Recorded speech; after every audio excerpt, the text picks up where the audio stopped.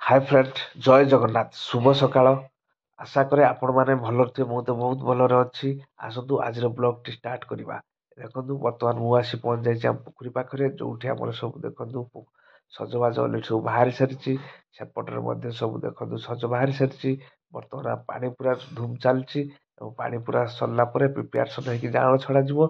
ନିଶ୍ଚିତ ଭାବରେ ଦେଖନ୍ତୁ ବର୍ତ୍ତମାନ ପାଣି ମଧ୍ୟ ଏତିକି ଏତିକି ହେଇଗଲାଣି। ଦେଖନ୍ତୁ ଯିବା ଭିତରକୁ ଯିବା, ନିଶ୍ଚିତ ଭାବରେ ଦେଖିବା ପୋଖରୀ ଆଡକୁ ଯିବା, କେତେ କଣ ପାଣି ହେଇଛି ନିଶ୍ଚିତ ଭାବରେ ଦେଖିବା। ଏବଂ ଖାସ କରି ଯୋଉମାନେ ନୂଆ କରି ଆମ ଚ୍ୟାନେଲ ମାଧ୍ୟମରେ ଭିଡିଓଟି ଦେଖୁଛନ୍ତି, ଖାସ କରି ସବସ୍କ୍ରାଇବ କରିବେ, ପାଖରେ ଥିବା ବେଲ ଆଇକନଟି ବଜେଇଦେବେ।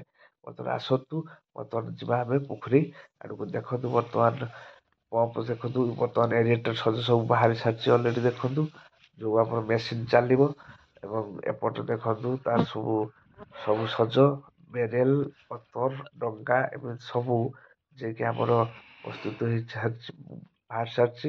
ଏବେ ମଧ୍ୟ ଆମର ଫିଟିଂ ହବ, ଫିଟିଂ ହେଇକି ଆମର ସବୁ ଲଗାଯିବ। ଆଉ ନିଶ୍ଚିତ ଭାବରେ ଚାଲନ୍ତୁ ଦେଖିବା ପାଣିର କଣ କେମିତି ପୁରା ଚାଲିଛି। ଚାଲନ୍ତୁ। ଆଉ ପାଣି ପାଖାପାଖି ସବୁ ପୋଖରୀରେ ପଶି ଯାଇଛି ଅଧା ଅଧା। ତେଣୁକରି ଏବେ ପମ୍ପ ମାଧ୍ୟମରେ ପଡ଼ିବ, କାହିଁକିନା ଉଠିବା ବେହର ଯେହେତୁ ଗଲା, ବର୍ତ୍ତମାନ ପଡ଼ିଆ ଭର ଆସୁଛି। କାହିଁକିନା ପଡ଼ିଆ ଭର ହିଁ ପାଣି ଉଠିବନି, ଆଉ ଜଷ୍ଟ ଉଠିଆ ଗଲା। ବର୍ତ୍ତମାନ ଯୋଉ ଯେତିକି ଦିନ ପାଣି କିଛି କିଛି ଆସିବ ପମ୍ପରେ ଦିଆଯିବ। ଦେଖନ୍ତୁ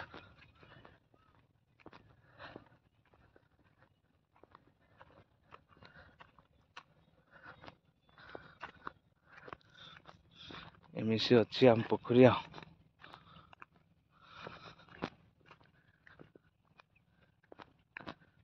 ଜୁଆର ପାଣି ବୋଧେ ଆସିଲାଣି ବୋଧେ।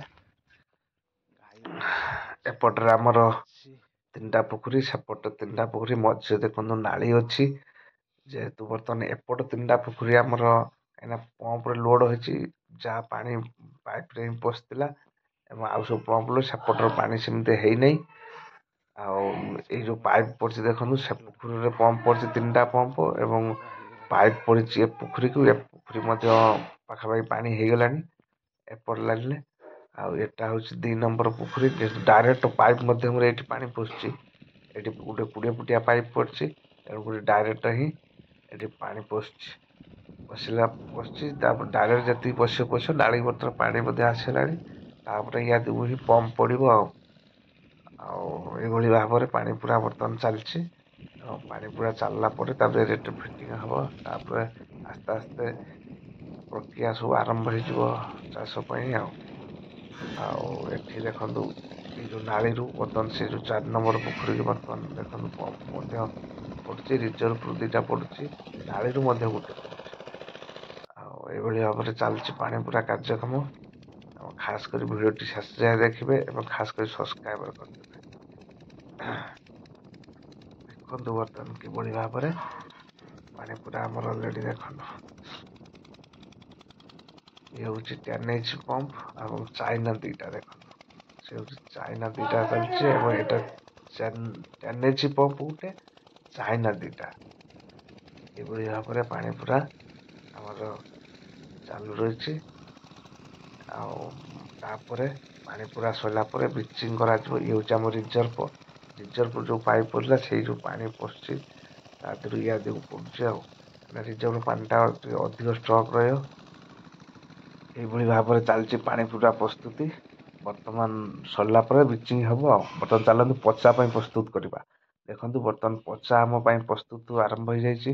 ଦେଖନ୍ତୁ 200 ଲିଟର ବେରେଲ ଆମର 2ଟାରେ ପଚା ବସିବ। ଇଏ ହଉଛି ପିଡିଆ 50 କେଜି ଆସିଛି। ଆଉ ଏପଟରେ ଆମର ଦେଖନ୍ତୁ ଇଏ ହଉଛି ଗୁଡ 25 କେଜି ଆସିଛି। ସେପଟରେ ଆମର ମଇଦା ଆସିଛି 20 କେଜି। ଏଇଭଳି ଭାବରେ ବର୍ତ୍ତମାନ ଅଧା ଅଧା ପକେଇକି ବର୍ତ୍ତମାନ ପଚା ଆମେ ପ୍ରସ୍ତୁତ କରିବୁ ଏବଂ ତା ସହିତ ମଧ୍ୟ ଇଷ୍ଟ ଦିଆଯିବ। ବର୍ତ୍ତମାନ ଦେଖନ୍ତୁ ପିଡିଆ ବର୍ତ୍ତମାନ ଖୋଲା ସରିଛି। ବର୍ତ୍ତମାନ ପକାଯିବ ପିଡିଆ ଏବଂ ପିଡିଆ ପକେଇ ସାରିଲା ପରେ ତାପରେ ଆଉ ଯୋଉ ରହିଲା ମଇଦା ଗୁଡ ପଡିବ। ପଡି ସାରିଲା ପରେ ଲାଷ୍ଟ ଏ ଯୋଉ ବାଦାମ ପିଡିଆ ମାନେ ପୁରା ସେଣ୍ଡ କରୁଛି ବାଦାମ ଭଳି। ଏଇଟା ହେଲା ମଇଦା। ଆଉ ଏ ତ ମଇଦା, ୟା ପରେ ଆମର ହଉଛି ଗୁଡ। ଦେଖନ୍ତୁ ଇଏ ହଉଛି ଗୁଡ। ଯେ କି ଗୁଡ ଟା କିଭଳି ଭାବରେ ଦେଖାଯାଉଛି ଦେଖନ୍ତୁ, ପୁରା ମସ୍ତ ଗୁଡ ଇଏ। ଏବଂ ବର୍ତ୍ତମାନ ପଡି ସାରିଛି ଦେଖନ୍ତୁ ମଇଦା ଏବଂ ପିଡ଼ିଆ ପଡ଼ିସାରିଛି, ବର୍ତ୍ତମାନ ଗୁଡ଼ ପଡ଼ିବ। ପଡ଼ି ସାରିଲା ପରେ ତାପରେ ଇଷ୍ଟ ଯେହେତୁ ଆସିନି, ଇଷ୍ଟ କାଲି ଆଣି ପକେଇବା, କାହିଁକିନା 2-4 ଦିନ ଭିତରେ ହିଁ ପଚାଟା ହବ। ଯିଏକି ପିଚିଂ ସରିଲା ପରେ ତାପରେ ପ୍ରସ୍ତୁତି ଯେତେବେଳେ ହବ ପଚାଟା ମରାଯିବ। ବର୍ତ୍ତମାନ 4-5 ଦିନ ପରେ ପଚା ମରାଯିବ ଆଉ। ଏଇଭଳି ଭାବରେ ବର୍ତ୍ତମାନ ଚାଲିଛି ପଚା ପ୍ରସ୍ତୁତି। ଦେଖନ୍ତୁ ଗୁଡ଼ଟା ମୋତେ କଲର୍ କିଭଳି ଭାବରେ ଆସିଛି।